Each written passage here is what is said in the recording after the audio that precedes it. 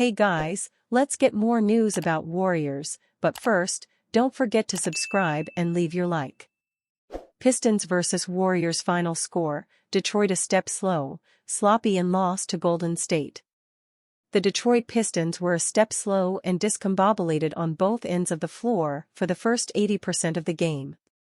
Cade Cunningham decided to take over in the fourth quarter, giving his team a chance to tie it on the last possession, but a Malik Beasley three was off the mark and Detroit fell 107-104.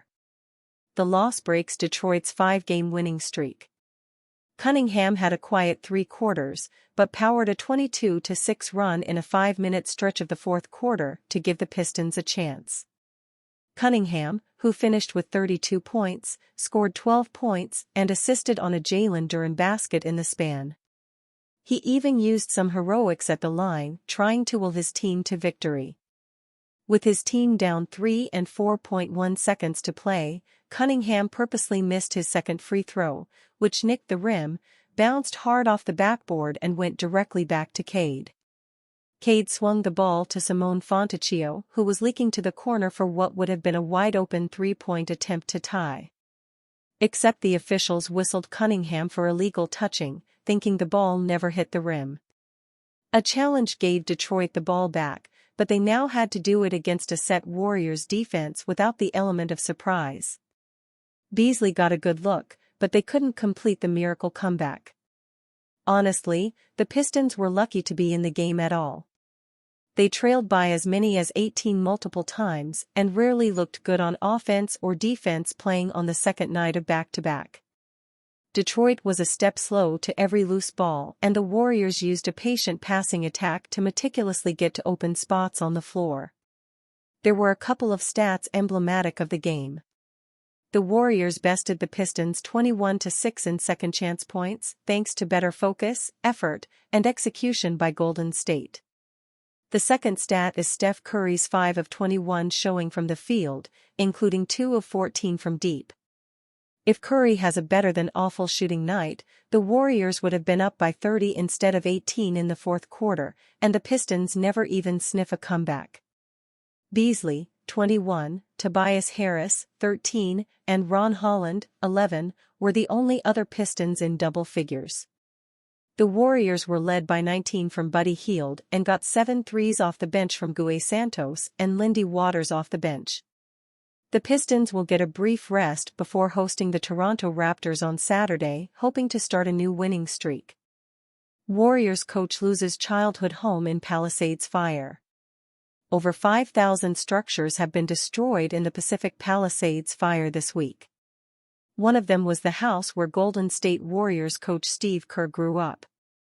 The coach's 90-year-old mother, and Kerr, evacuated successfully from the home the Kerr family had owned since 1969, when Kerr was 4 years old.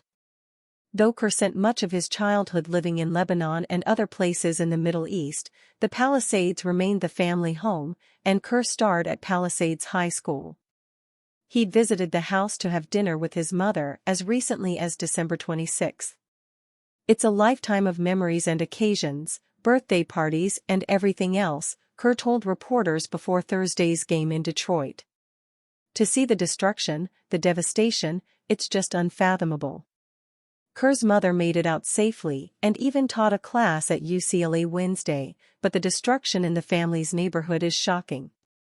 The fires, aided by Santa Ana winds that reached speeds of 100 miles per hour, tore through the area, taking out entire neighborhoods. "That's my hometown," said Kerr. "All of my friends who are from there, pretty much all of them lost their family homes, their childhood homes. The town looks like it's completely wiped out. It's surreal and devastating." Kerr wasn't the only member of the Warriors organization to suffer a loss. Everett Dayton, a video coordinator in player development, also lost his family home. In addition, Los Angeles Lakers coach J.J. Redick lost his rental home in the Palisades.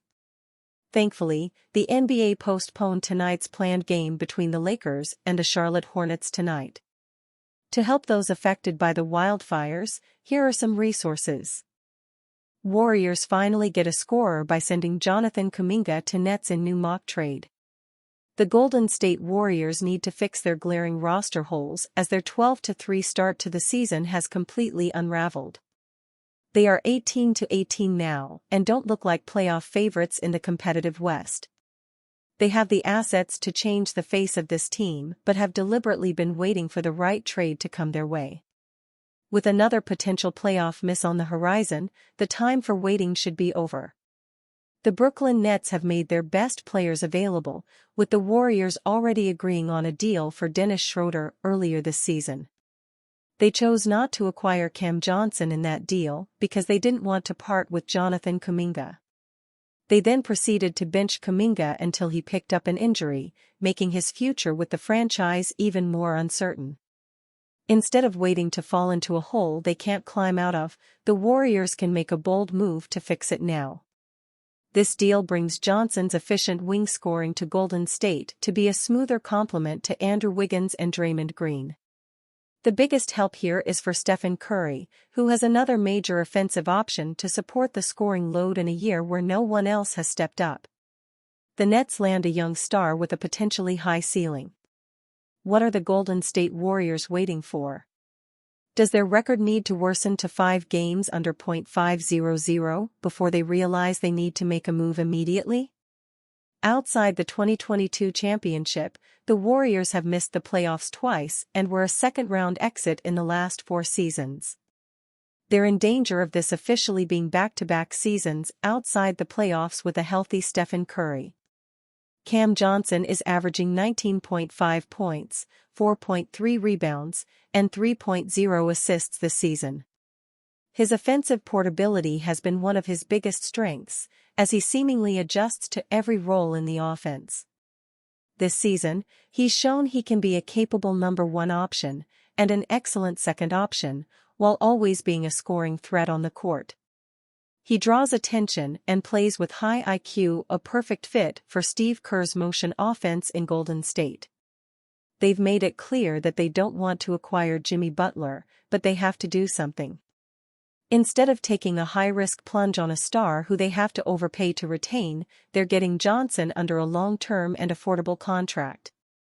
It also leaves them room to make another star trade with plenty of draft assets and movable stars. The Brooklyn Nets are openly rebuilding, although their veterans have been fiercely competitive on the court.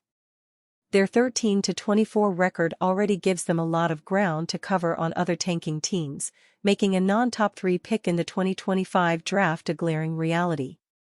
While they'll still add a star and potentially have another lottery pick with the Phoenix Suns, they can acquire a young star right now with a high ceiling. Jonathan Kuminga is averaging 16.8 points and 5.0 rebounds this season. He's expected to be out with injury for the rest of the month, but the Nets could acquire him to start integrating him into the roster for next season and beyond. Kuminga is on an expiring contract, so the Nets have full latitude on whether they want to extend him or let him go, as they get strong assets outside of the 22-year-old forward as well. Gary Payton too is a lockdown defender who would be a short-term addition, averaging 4.6 points and 2.8 rebounds this season. Kevin Looney is averaging 5.0 points and 6.7 rebounds, potentially serving as a solid veteran leader for the young Nets locker room. He knows the ins and outs of a championship dynasty, so his presence could be greatly beneficial. Kuminga is a very productive player for his age and has a high ceiling. The Nets have the space to cater to his needs and facilitate the growth that made him a top 10 pick in the 2021 NBA draft. And you, fan? What do you think of the situation of Jonathan Kuminga? Leave your opinion in the comments.